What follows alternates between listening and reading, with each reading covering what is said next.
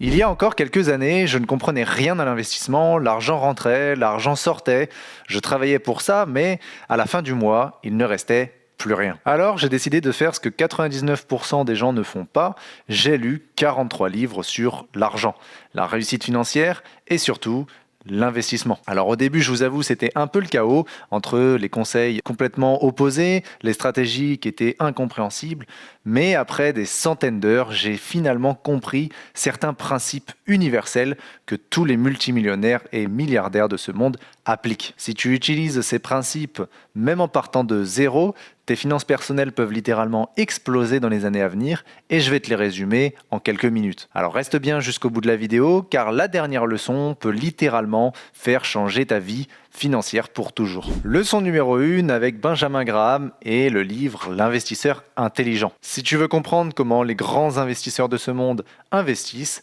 eh bien, ce livre est un incontournable. C'est aussi la Bible pour Warren Buffett. Le concept étudié, c'est que l'investissement doit être basé sur la valeur et non sur l'émotion. Je vais te donner une anecdote sur le fameux oracle d'Omaha. Il le dit lui-même à ses débuts, Warren Buffett a acheté une action qui a littéralement chuté après son achat. Il l'a évidemment vendue sous émotion, il a paniqué et il a accepté la perte de son argent. Mais des années après l'avoir compris et appliqué, il a arrêté de céder à ses émotions et c'est ce principe qui l'a rendu milliardaire. Alors, sois patient, étudie les actifs sous-évalués avec une forte valeur à long terme et surtout, garde ton sang-froid. Leçon numéro 2 avec Darren Hardy et l'effet cumulé. C'est un de mes livres préférés. Je trouve à mon sens que le concept étudié dans ce livre est l'un des plus importants et surtout l'un des plus sous-cotés. La question qu'il faut se poser, c'est pourquoi certaines personnes y arrivent et pourquoi d'autres personnes vont stagner toute leur vie. C'est tout simple, la réponse est parce qu'ils appliquent l'effet cumulé. Le concept étudié, autrement dit l'effet papillon, c'est tout simplement le fait de répéter des petites actions chaque jour de manière régulière et assidue qui vont permettre un impact significatif avec le temps. Je te donne un exemple concret. Si tu investis 50 € par mois pendant 10 ans avec un rendement annualisé de 8%, tu auras près de 10 000 €. Or, si tu investis dans 10 ans, tu mettras 3 fois plus d'argent, mais tu auras quand même moins à la retraite.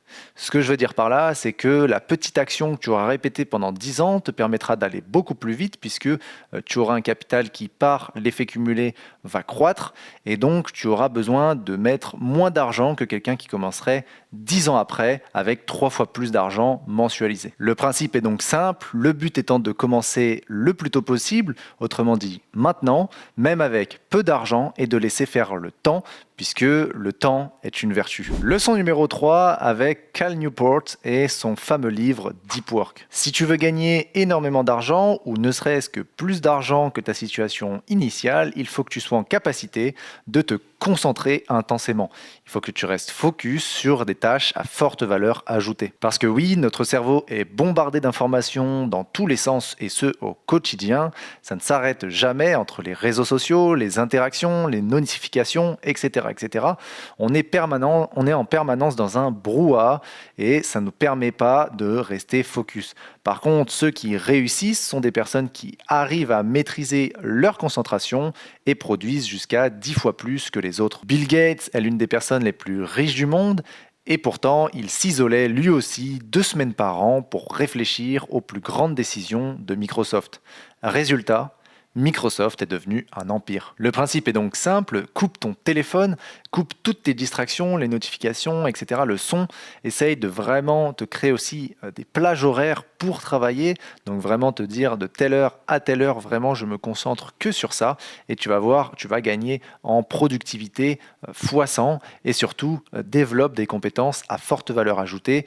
Par exemple, essaye de te former sur des sujets qui vont te permettre peut-être rien que dans le salariat d'aller faire du consulting ou bien développe une deuxième activité ou tout simplement dis non à des distractions comme des activités loisirs pour potentiellement faire un peu plus d'heures dans ton taf actuel. Leçon numéro 4 avec Robert Kiyosaki et son fameux livre Père riche, Père pauvre. C'est un livre qui est connu mondialement puisque ça reste la base des bases lorsque l'on commence à rentrer dans les thématiques financières. C'est pas le meilleur livre, mais j'estime qu'il a quand même sa place dans ce top. Donc si tu veux savoir le plus gros mensonge qu'on nous a enseigné depuis petit, c'est tout simplement la phrase « travaille bien, travaille dur, économise et tout ira bien. C'est évidemment faux et c'est ce qu'il explique tout au long de son livre avec un concept très simple qui est que les riches ne travaillent pas pour l'argent mais font travailler l'argent pour eux-mêmes. Je donne un exemple concret de la vie de tous les jours et peut-être que tu en côtoies, mais une personne qui va gagner un salaire, que ce soit de 2000 ou 1500 euros, peu importe, partons du SMIC, je crois que c'est 1600 euros le SMIC aujourd'hui en France. Si on part de ce principe-là, une personne qui gagne 1600 et qui dépense 1600 au travers de son lifestyle, de son style de vie, que ce soit par des sorties, que ce soit par des restaurants, etc., eh bien, sera obligée de travailler dans 10, 15, 20 ans jusqu'à la fin de ses annuités. Alors que la personne qui va gagner 1600 euros et qui arrive désespérément à épargner 200, 300, 400, 500 euros en fonction de son travail, de son style de vie, etc., qui va se restreindre plus ou moins, et qui prend aussi ce risque-là de l'investir au travers de l'immobilier ou de la bourse, eh bien, dans 10 ans, dans 15 ans maximum, elle pourra se retrouver avec un patrimoine, lui générant des revenus passifs et lui permettant d'avoir le choix de stopper ses activités salariales et donc d'arrêter tout simplement de travailler. Et bien ça, c'est la différence entre les deux personnes. Le principe est donc simple, l'argent doit travailler pour toi, alors commence à investir dès maintenant en te formant. Leçon numéro 5 avec MJ Desmarco, c'est l'argent et l'entrepreneuriat. Ce livre vient casser énormément de codes puisqu'il explique que pour devenir riche, ça ne doit pas te prendre 40 ans. Le concept étudié dans ce bouquin, c'est que l'investissement est un des piliers, mais il existe un deuxième, c'est tout simplement l'entrepreneuriat.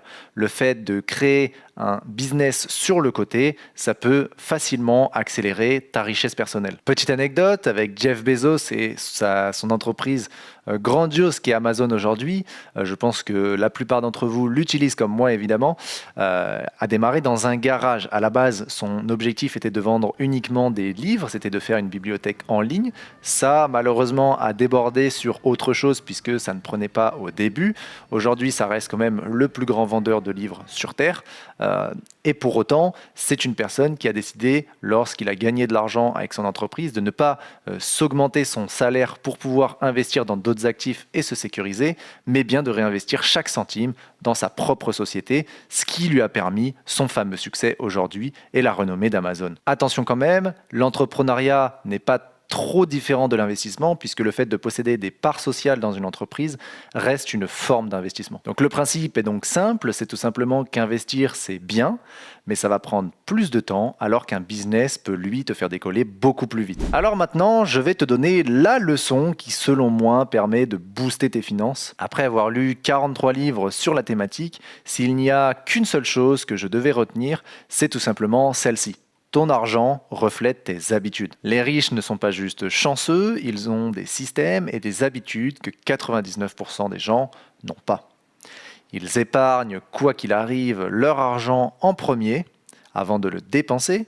Deuxième, ils investissent, quoi qu'il arrive. Et 3, ils évitent de dépenser dans des choses inutiles. La vidéo touche à sa fin, j'espère qu'elle vous aura apporté un maximum de valeur, j'espère que les concepts et les principes étudiés dans ces livres vous serviront pour vos vies. D'ailleurs, n'hésitez pas à me dire dans l'espace commentaire quel livre vous a le plus marqué si vous en avez lu.